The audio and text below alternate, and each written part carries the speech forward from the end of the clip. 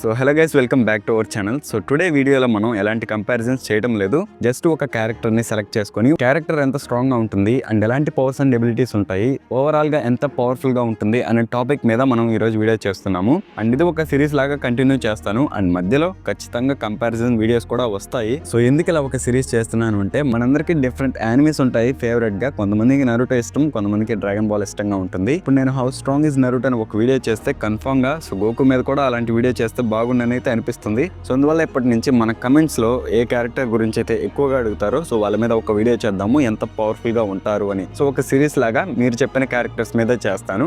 So మీరు video చూసాక మర్చిపోకుండా కమెంట్ చేయండి ఏ క్యారెక్టర్ మీద నెక్స్ట్ వీడియో చేద్దాము అని. అండ్ కంపారిజన్ ఐడియాస్ కూడా కమెంట్ చేయండి, చేయడానికి ట్రై చేస్తాను. సో ఇంకా డిలే ఏం లేకుండా వీడియోలోకి అయితే వెళ్ళిపోదాం. టుడే మన క్యారెక్టర్ ఏంటంటే సాస్కే ఉచిహా. సో నాకు అనిపిస్తుంది అసలు సాస్కేకి ఫ్యాన్స్ ఉన్నారా లేదని. మొత్తం నరుటో, ఇటాచి, జిరాయ్ అని అంటుంటారు కానీ బట్ సాస్కే ఫ్యాన్స్ మొత్తం రేర్ గా అయితే ఉంటారు. సో అందువల్ల టుడే వీడియో అయితే చేస్తున్నాను. సో సాస్కే ఉచిహా దగ్గర ఎలాంటి పవర్స్ అండ్ ఎబిలిటీస్ ఉన్నాయో చూద్దాము. సాస్కే ఉచిహాకి ఓన్లీ ఒక్క రెనగానే వస్తుంది అండ్ ఇంకొక ఐలో ఎటర్నల్ మాంగిక్యూ షేరింగ్ గానే ఉంటుంది. ఎటర్నల్ మాంగిక్యూ షేరింగ్ అని వల్ల సాస్కే ఉచిహా అవతల వాళ్ళ మూమెంట్స్ ని ప్రెడిక్ట్ చేయగలుగుతాడు. లైక్ వాళ్ళు ఎక్కడ అటాక్ చేస్తారు అండ్ వాళ్ళు యూజ్ చేస్తున్న ఫైటింగ్ స్కిల్స్ ఎలాంటివి, సో అవన్నీ తను ప్రెడిక్ట్ చేయగలుగుతాడు. అండ్ ఎన్హాన్స్డ్ గెంజుట్సు, సో మనకి తెలిసిందే షారింగన్ అనేది ఎవాల్వ్ అవుతున్నప్పుడు వాళ్ళ దగ్గర ఉన్న గెంజుట్సు కూడా ఇంకా స్ట్రాంగ్ గా మారిపోతుంది అని. మాంగిక్యూ షేరింగ్ ఉన్నప్పుడు అది 10% ఉంటే ఎటర్నల్ మాంగిక్యూ షేరింగన్ గా మారినప్పుడు అది 20% కి ఇంక్రీజ్ అవుతుంది. సో గెంజుట్సు అనేది ఇంకా స్ట్రాంగ్ గా మారిపోతుంది and superior chakra control. So same ఇందాక చెప్పినట్టే షారింగన్ అనేది ఎవాల్వ్ అవుతున్నప్పుడు వాళ్ళ చాక్రా మీద కంట్రోల్ కూడా ఇంక్రీజ్ అవుతుంది అండ్ దానికి ట్రైనింగ్ కూడా ఉండాలనుకోండి.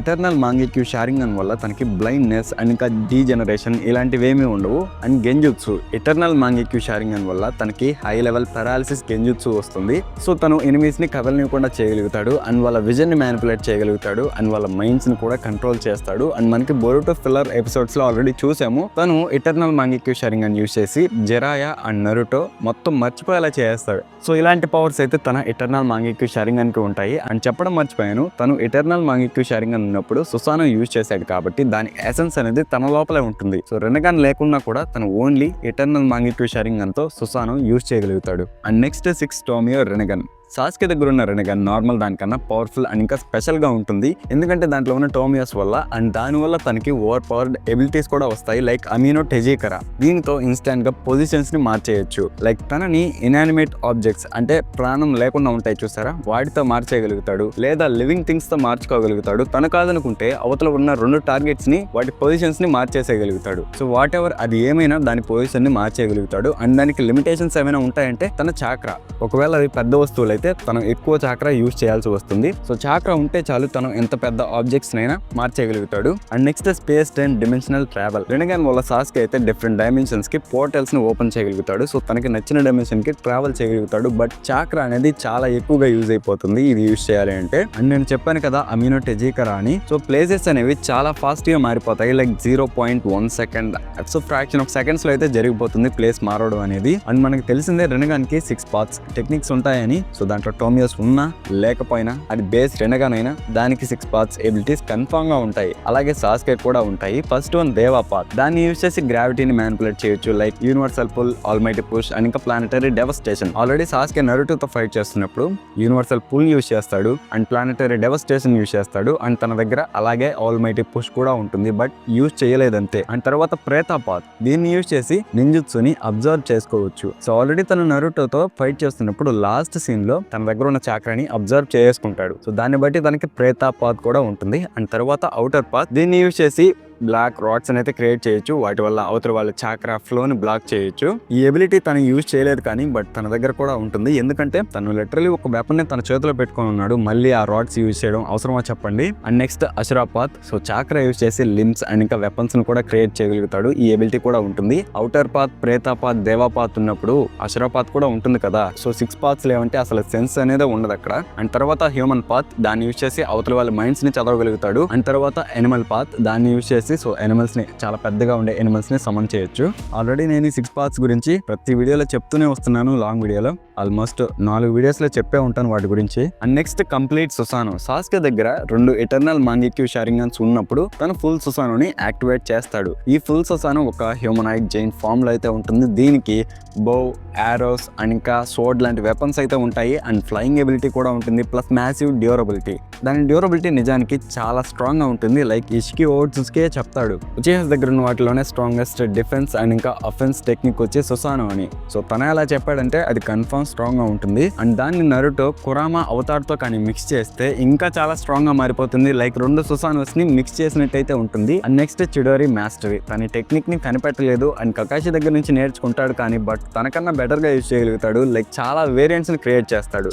చిడోరి Nagashi, Chidori spear and blade. And next Kirin, ఇది వచ్చేసి ఒక లైట్నింగ్ డ్రాగన్. సాస్కే యూజ్ చేసిన వాటిలోనే one of the strongest lightning release ఇది వచ్చేసి. అండ్ ఇది కురామా అవతార్ సైజ్ ఉంటుంది కదా, సో ఒక కంప్లీట్ సుసానో అంత సైజు అయితే ఉంటుంది. దాని ఇంపాక్ట్ అనేది కూడా చాలా ఎక్కువగా ఉంటుంది. అండ్ తర్వాత enhanced 6 parts చిడోరి.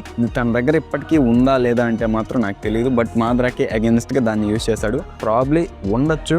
And next fire style mastery. Fire style అనేది ఉచిహాస్కి ఒక ట్రెడిషనల్ టెక్నిక్. బట్ సాస్కే అయితే దాన్ని చాలా బాగా మాస్టర్ చేస్తాడు. లైక్ ఫైర్ బాల్ జుట్సు ఇది నార్మల్ అందరి దగ్గర ఉంటుంది. బట్ ఫ్లేమ్ కంట్రోల్ అమాతెరస్ యూజ్ చేసి తన ఫ్లేమ్స్ ని కంట్రోల్ చేయగలుగుతాడు. అండ్ అమాతెరస్ షేప్ ని కూడా తను మ్యానిపులేట్ చేయగలుగుతాడు. లైక్ స్వాట్స్ లాగా మార్చగలుగుతాడు. షీల్డ్స్, ప్రొజెక్టైల్స్, ట్రాప్స్ అండ్ ఇంకా ఆర్మర్. సో ఒక టెక్నిక్ ని తను ఇన్ని వేరియంట్స్ గా అయితే యూజ్ చేయగలుగుతాడు. సో టెక్నిక్ అనేది ఒకటే బట్ దాన్ని చాలా విధాలుగా యూజ్ చేయగలుగుతాడు. సో నాకు పర్సనల్ గా సాస్కే ఉచిహానే best flame user Naruto series లో. అండ్ నెక్స్ట్ అమాతెరస్, ఇది తన టెక్నిక్ కాదు, ఇటాచ్ ఇది. బట్ తన మాంగిక్యూ షారింగన్ తీసుకున్నప్పుడు తనకైతే వస్తుంది. ఈ అమాతెరస్ ఏంటంటే దేన్నైనా కాల్ చేయగలుగుతుంది. అండ్ వీటిని ఆర్పడం అనేది నియర్లీ ఇంపాసిబుల్. సో టార్గెట్ అంతా కాలిపోయే వరకు అవి అస్సలు ఆరిపోవు. సో అందువల్ల జిగన్ కూడా వాటిని ఏం చేయకుండా సింపుల్ గా అబ్జర్వ్ చేసుకుంటాడు. ఎందుకంటే తనకి తెలుసు అమాతెరస్ అనేది టార్గెట్ ని కాల్ చేసేంత వరకు ఆరిపోదని. అండ్ తర్వాత taijutsu and physical power. Adult Sasuke దగ్గర ఏమైనా ఇంప్రెసివ్ గా ఉందంటే ఫస్ట్ తన టాయిజుట్సు అండ్ ఇంకా ఫిజికల్ పవర్. లైక్ తన స్పీడ్ చాలా ఎక్కువగా ఉంటుంది. అండ్ రిఫ్లెక్సెస్, ఎండ్యూరెన్స్ అండ్ ఇంకా స్పోర్ట్స్మెన్షిప్ ఇవన్నీ ఉండడం వల్ల తన కిన్షికి, మోమోస్కి, జిగెన్, కోడ్ అండ్ ఇంకా కవాకి లాంటి స్ట్రాంగ్ క్యారెక్టర్స్ తో ఫైట్ చేయగలుగుతాడు. సో తనకి ఒక హ్యాండ్ లేకపోయినా కిన్షికిని ఒక ఫైట్ లో ఓవర్ పవర్ చేయగలుగుతాడు. అండ్ మోమోస్కి కూడా సేమ్ ట్రీట్మెంట్ ఇస్తాడు. అండ్ జిగన్ ని కొడితే తనకైతే రక్తం వచ్చేస్తుంది.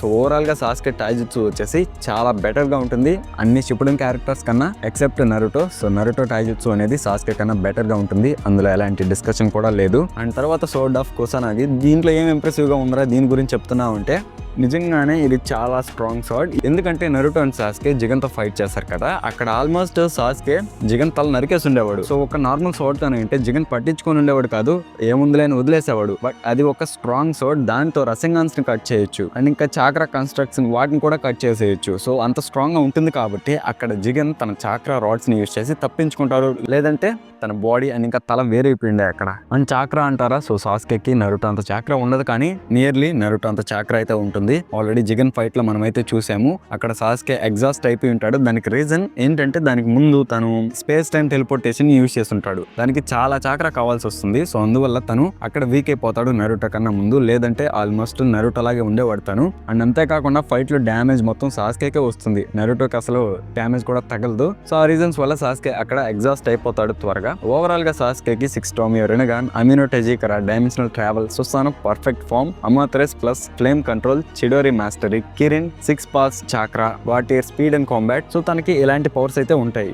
అండ్ గైస్ నేను చెప్పాను కదా స్టార్టింగ్ లో ఒక క్యారెక్టర్ అనేది కొన్ని కేటగిరీస్ లో ఇంత స్ట్రాంగ్ గా ఉంటుంది అని. So Sasuke strength, speed, durability అవి ఏ లెవెల్ లో ఉంటాయో వాటి గురించి కూడా ఎక్స్ప్లెయిన్ చేస్తాను. First one Sasuke Uchiha speed. మాద్రా లైట్ ఫ్యాంగ్ అనే టెక్నిక్ ని యూజ్ చేస్తాడు నరుటో అండ్ సాస్కే తో ఫైట్ చేస్తున్నప్పుడు. సో టెక్నిక్ గురించి ఉన్న ఇన్ఫో చూస్తే అది దాని పాత్ లో ఏవైతే ఉంటాయో వాటిని లైట్ అంత ఫాస్ట్ గా కట్ చేస్తుంది అని అయితే ఉంది ఆ టెక్నిక్ గురించి. అండ్ ఆ టెక్నిక్ ని నరుటో మీద యూజ్ చేసినప్పుడు నరుటో అయితే తప్పించుకుంటాడు. మీన్స్ తన స్పీడ్ కాదు కానీ రియాక్షన్ స్పీడ్ అనేది ఆ లైట్ ఫ్యాంగ్ అంత ఉంటుంది, దానికన్నా ఎక్కువగానే ఉంటుంది. ఎందుకంటే దాన్ని తప్పించుకున్నాడు కాబట్టి. So simply Naruto reaction speed అనేది లైట్ కన్నా ఫాస్ట్ గా ఉంటుంది. అండ్ సాస్కే విషయానికి వస్తే ఏ వర్షన్ లో చూసుకున్నా కానీ సాస్కే ఉచిహా రియాక్షన్ స్పీడ్ నరుటో కన్నా ఎక్కువగా ఉంటుంది. ప్లస్ తన దగ్గర మాంగిక్యూ షారింగన్ ఉంటుంది. మనం Naruto and Sasuke valley of the end fight fight ఉంది కదా, అక్కడ ఫైట్ చూసినా కూడా సాస్కే నరుటో కన్నా ఫాస్ట్ గా ఉంటాడు. అండ్ బోరుటో యానిమేలో చూసుకున్నా కూడా సాస్కే నరుటో కన్నా ఫాస్ట్ గా ఉంటాడు కాబట్టి తన రియాక్షన్ స్పీడ్ నరుటో కన్నా ఎక్కువగానే ఉంటుంది. సో ఓవరాల్ గా సాస్కే రియాక్షన్ స్పీడ్ అనేది లైట్ కన్నా ఫాస్ట్ గా ఉంటుంది. అండ్ డ్యూరబిలిటీ విషయానికి వస్తే నరుటో లాస్ట్ మూవీలో టోనరీ ఒక అటాక్ యూజ్ చేసి మూన్ అయితే కట్ చేస్తాడు. అండ్ నరుటో ఆ అటాక్ ని తప్పించుకుంటాడు. అండ్ సాస్కే సేమ్ నరుటో అంత డ్యూరబుల్ గా ఉంటాడు కాబట్టి తను కూడా ఆ అటాక్ ని తట్టుకోగలుగుతాడు. తన డ్యూరబిలిటీ కూడా స్మాల్ ప్లానెటరీ లెవెల్ అంత అయితే ఉంటుంది. అండ్ అటాక్ పొటెన్సీ అంటే ఒక అటాక్ వల్ల ఇంపాక్ట్ ఉంటుంది కదా, సో దాన్ని అటాక్ పొటెన్సీ అంటారు. అది కూడా సేమ్ ఒక స్మాల్ ప్లానెటరీ లెవెల్ ఉండొచ్చు. And destructive capacity, attack potency and ఇంకా డిస్ట్రక్టివ్ కెపాసిటీ అనేది ఒక సెన్స్ లో సేమ్ గానే ఉంటాయి కాబట్టి సో తన డిస్ట్రక్టివ్ కెపాసిటీ కూడా సేమ్ స్మాల్ ప్లానెటరీ లెవెల్ గా అయితే ఉంటుంది. సో గైస్ ఇలా కేటగిరీస్ అండ్ వాటిలో ఉన్న సబ్ కేటగిరీస్ గురించి డిస్కస్ చేసుకుంటే చాలానే వస్తాయి కాబట్టి ఓవరాల్ గా ఎంత స్ట్రాంగ్ అని మాత్రం చెప్పేస్తాను. సో పర్సనల్లీ నా ఒపీనియన్ లో తను మాక్సిమం మల్టీ ప్లానెటరీ లెవెల్లో ఉంటాడు. మీరు అడగొచ్చు తన ప్లానెట్స్ నేను డిస్ట్రాయ్ చేయలేదు కదా, నువ్వు ఎలా చెప్తున్నావు అని. ఇప్పుడు గోకు ఉన్నాడు, తను అనుకుంటే ప్లానెట్ ఈజీగా డిస్ట్రాయ్ చేస్తాడు, బట్ తనేం చేయడు. మోస్ట్లీ వాళ్ళు ఫిజికల్ అంటే హ్యాండ్ టు హ్యాండ్ కాంబాట్ లోనే ఒక ఫైట్ ని సెటిల్ చేసుకోవాలనుకుంటారు. అండ్ ఇప్పుడు జెనో ఉన్నాడు, తను వచ్చేసి ఒక బ్యాటిల్ టైప్ కాదు. సో అందువల్ల తను మోస్ట్లీ తన దగ్గర ఉన్న ఎబిలిటీస్ ని యూజ్ చేయాలని చూస్తాడు. అండ్ ఇప్పుడు విస్ అంటారా, తను కూడా గోకు లానే సింపుల్ గా వాళ్ళని డిఫీట్ చేయాలని చూస్తాడు, కానీ ప్లానెట్స్ ని వీటన్నిటిని డిస్ట్రాయ్ చేయాలనుకోరు. అండ్ మీకు అందరికీ తెలుసు ఎర్త్ అనేది ఇంపార్టెంట్ కదా యానిమేలో, దాన్ని డిస్ట్రాయ్ చేసి పోయి స్పేస్ లో ఫైట్ చేసుకుంటారు. ఏంటి చెప్పండి. సో వీడియో అయితే అంతే గైస్, మీకు అర్థమైందని అనుకుంటున్నాను. లైక్ ఫస్ట్ టైం చూస్తుంటే కన్ఫ్యూజన్ గానే ఉంటుంది. మీకు ఏమైనా డౌట్స్ ఉంటే కమెంట్ చేయండి, నేను వాటికి రిప్లై ఇస్తాను. అండ్ మర్చిపోకుండా మీ ఫేవరెట్ క్యారెక్టర్ ఎవరో కమెంట్ చేయండి. సో ఆ క్యారెక్టర్ మీద కూడా ఇలాంటి వీడియో అయితే చేద్దాము. అండ్ కంపారిజన్ ఐడియాస్ కూడా కమెంట్ చేయండి. సో మళ్ళీ నెక్స్ట్ వీడియోలో అయితే కలుద్దాం. పీస్.